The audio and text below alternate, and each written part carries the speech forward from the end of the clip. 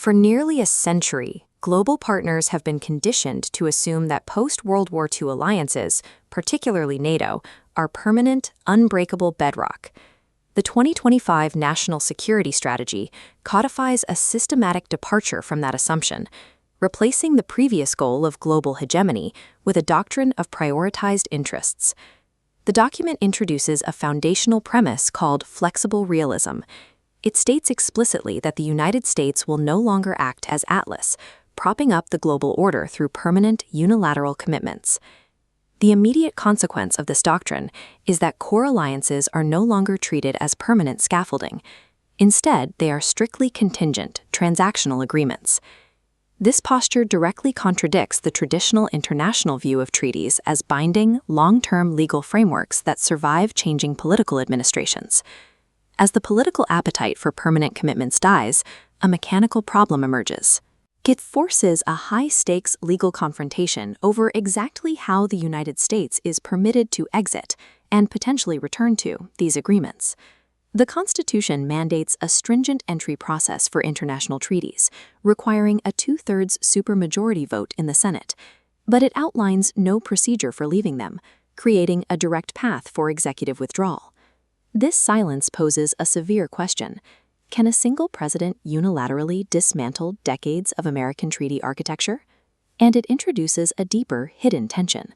If a president can break an agreement alone, can a subsequent president resurrect that exact same dead treaty without asking the Senate? This turns international treaties into reversible alliances, where executive power allows a president to unilaterally dismantle or resurrect commitments without Senate intervention. The 2025 strategy necessitates structural volatility through geographic reprioritization, focusing heavily on the Western Hemisphere. The Trump corollary enforces absolute U.S. dominance across the Americas. Objectives are territorial, control migration flows, secure mineral supply chains, and expel foreign ownership. The direct corollary to this Western focus is burden shifting, applied to Europe and Asia. It demands historical allies absorb the primary military and financial costs to maintain security in their regions. This aligns with a broader strategy of realignment through peace, utilizing unconventional diplomacy and economic leverage to force regional stability without deploying permanent American troops. By executing this geographic shift, the United States transforms historical dependence into autonomous actors, rendering the American security umbrella highly contingent on foreign compliance. This contingent framework is applied directly to America's most prominent military alliance, NATO. Since 1949, the United States has operated as the undisputed primary funder and absolute guarantor of European security within the bloc. The 2025 National Security Strategy replaces that guarantee with a specific directive called the Hague Commitment. The Hague Commitment is a strict pledge requiring all NATO member states to allocate exactly 5% of their gross domestic product to defense spending.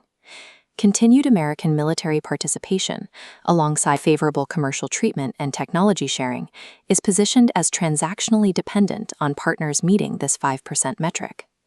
Treating the NATO Charter as a conditional financial contract degrades its automatic deterrent power.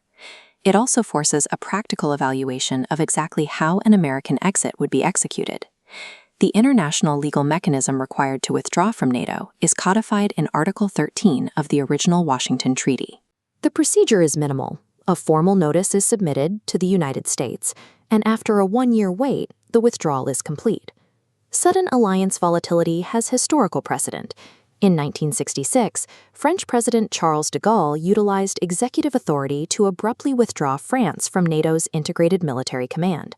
A modern American exit, however, faces fierce domestic legislative resistance, most notably the 2023 National Defense Authorization Act.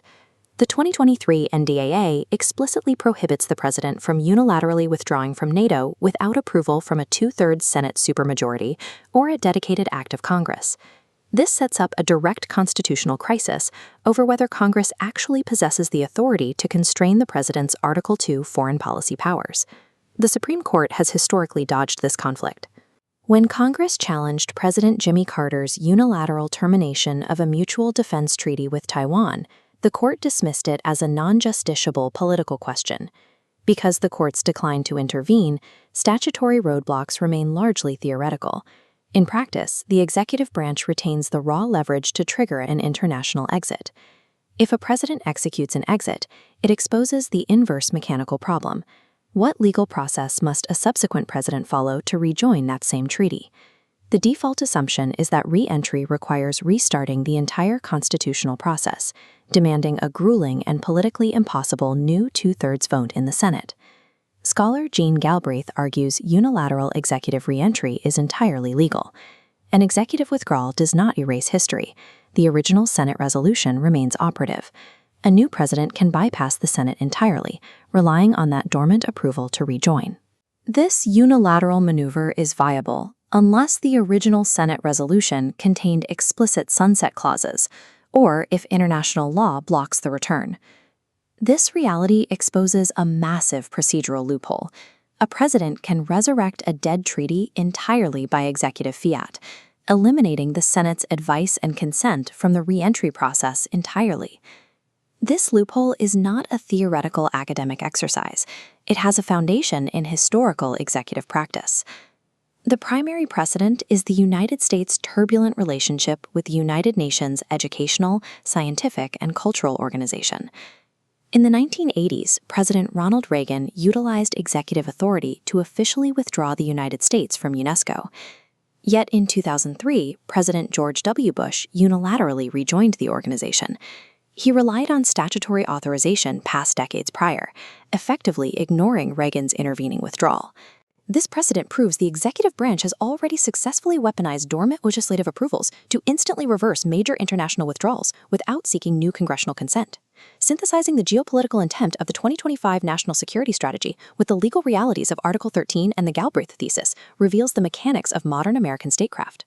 The system creates a closed loop of executive action. If a president can withdraw from a treaty despite direct congressional statutes, and a successor can rejoin it using dormant resolutions, the constitutional check of the Senate has been functionally neutralized. The executive branch has effectively monopolized the entire life cycle of international agreements. The 2025 strategy utilizes a domestic legal framework that ensures American alliance commitments are structurally volatile and permanently reversible for global partners.